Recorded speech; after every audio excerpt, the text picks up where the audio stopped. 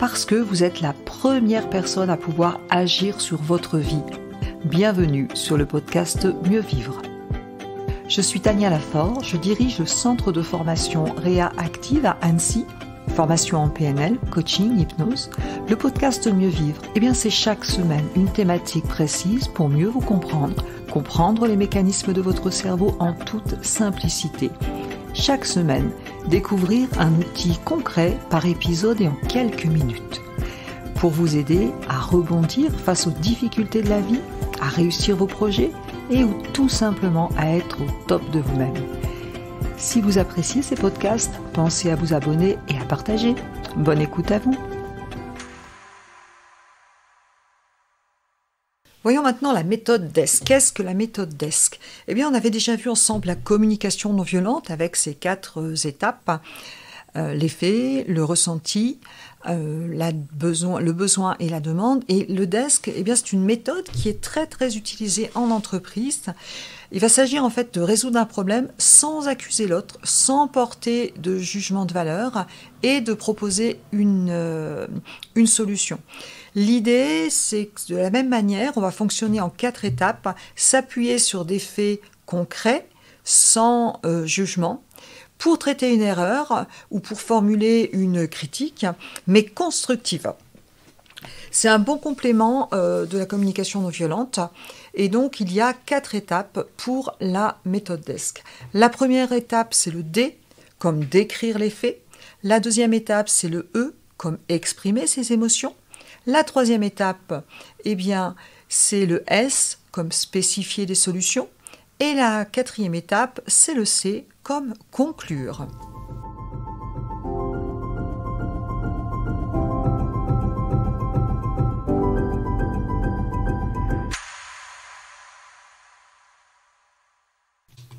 Alors le D, il va s'agir finalement de décrire, d'entrer dans le vif du sujet et de décrire, de relater des faits de manière la plus objective possible, mais surtout sans donner un avis et sans juger l'interlocuteur. Un peu comme dans la communication non violente, on va décrire les faits un petit peu comme si on prenait une photo de la situation. Il faudra être précis et factuel et formuler de façon très simple. C'est important pour 2 raisons, puisque 1, les faits, on ne peut pas les enlever, et 2, si vous ne mettez pas de jugement, le ton de votre voix d'ailleurs sera très important, on ne peut pas contrer les faits simplement, c'est aussi une façon de prendre du recul pour vous. Ça peut être par exemple, je constate que je n'ai pas eu le rapport à temps, je m'attendais à l'avoir mardi, et du coup, je n'ai pas pu faire la commande qui devait passer derrière et la transmettre à la direction. Voilà un exemple de décrire les faits. Donc, je décris les faits factuellement. Je n'ai pas eu mon compte-rendu alors que je m'attendais à recevoir à telle date. Je décris les faits simplement, mais j'essaie de le faire sans jugement, sans agressivité, bien entendu. Sinon, ça devient une communication violente. Le E, donc exprimer ses émotions. Alors ça aussi, c'est un travail sur soi, puisque vous avez exposé les faits clairement. Maintenant, il faut exprimer un sentiment. On n'a pas forcément l'habitude d'exprimer un sentiment avec authenticité. Quelle émotion pouvez-vous envisager quand vous avez quelque chose qui n'a pas été fait comme vous le souhaitez ? L'émotion, ça peut être de la colère, ça peut être de la déception, ça peut être de la peur. L'idée, c'est de ne pas utiliser un « tu », on parle du « tu » qui tue, pour incriminer la personne, mais bien de parler de « je ».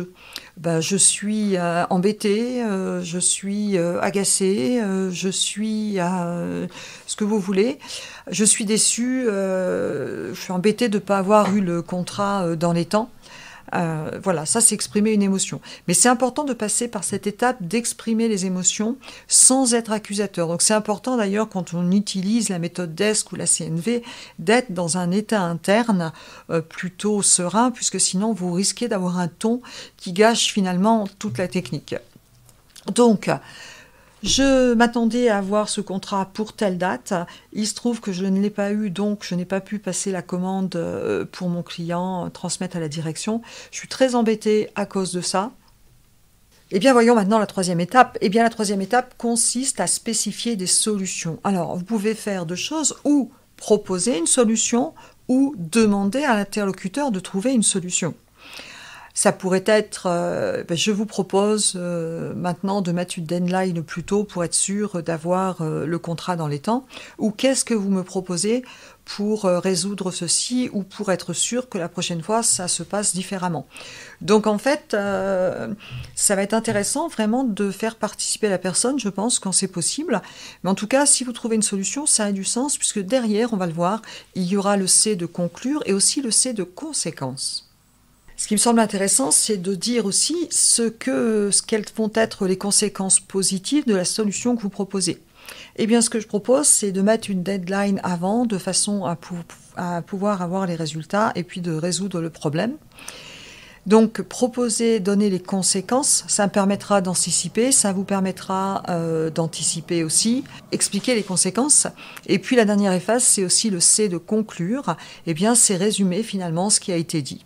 Comme convenu, ce qu'on va faire, c'est que on va mettre une deadline à telle date, de façon à ce qu'on soit sûr d'être dans les délais pour pouvoir envoyer à la direction et passer la commande au client. Est-ce que vous êtes OK avec ça ?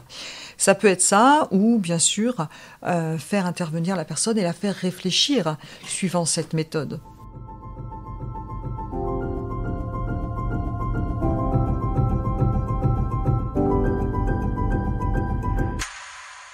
Je vous donne donc un exemple de la méthode DESC. Exemple, un collaborateur qui arrive régulièrement en retard. J'aimerais te faire part d'un inconfort. Voilà, ça fait plusieurs fois qu'on commence la réunion à 8h15 au lieu de 8h du fait d'un retard de ta part. C'est hyper désagréable pour tout le monde et du coup, on a du retard dans notre travail. Qu'est-ce que tu me proposes comme solution ? J'aimerais que tu arrives ailleurs ou à l'heure où qu'on trouve une solution pour diminuer l'impact du retard sur les équipes. Qu'est-ce que tu peux me proposer comme solution ? Ce qui permettrait de mieux nous organiser pour le travail d'équipe et d'avoir un meilleur service clientèle. Là, dans ce cadre-là, je vais demander à la personne de me proposer une solution. Un autre exemple, ça peut être un exemple plutôt familial.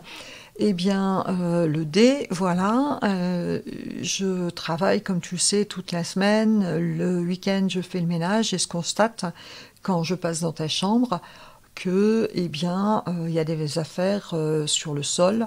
Je peux même pas passer l'aspirateur comme je veux. Et du coup, j'avoue que ça a tendance à m'agacer. Ça m'énerve parce que j'aimerais bien que la maison soit propre. Et donc, en même temps, je sais que c'est ta chambre. Le S de solution, qu'est-ce qu'on peut faire ensemble pour que tu aies le temps de faire ta chambre avant que je rentre le week-end ? Ou alors je propose une solution. Je te propose de ranger ta chambre le vendredi de façon à ce que je puisse faire le ménage le mardi. Qu'est-ce que tu en penses ? Ça permettrait de passer un bon week-end et ça nous éviterait de nous disputer à cause de bêtises d'organisation. Bon, voilà, ça peut être ça, ça peut être autre chose. Mais en tout cas, l'idée, c'est vraiment quand vous avez une critique, d'éviter d'attendre que les choses s'arrangent d'elles-mêmes, d'aller vers l'autre, et surtout quand vous allez parler avec cette méthode ou la communication non violente, essayez d'être dans le calme et le respect. J'aimerais comprendre, je suis préoccupée, la façon de parler sera aussi importante, et vraiment de plutôt être dans un état interne positif, ce qui fera que votre ton de voix sera beaucoup plus adapté. Sinon, quelle que soit la technique que vous allez utiliser, vous allez rendre compte que finalement, ça peut être une communication assez violente. Merci d'avoir écouté cet épisode. Vous retrouverez tous les liens dans le descriptif du podcast. Vous pouvez nous retrouver sur notre chaîne YouTube. Vous pouvez télécharger des ressources gratuites, e-books. Vous pouvez aller sur notre site internet. Et avant de partir, surtout, abonnez-vous au podcast si vous voulez recevoir les prochains épisodes et laissez des petites étoiles pour que ces astuces puissent servir à d'autres personnes. Je vous remercie et je vous dis à très vite.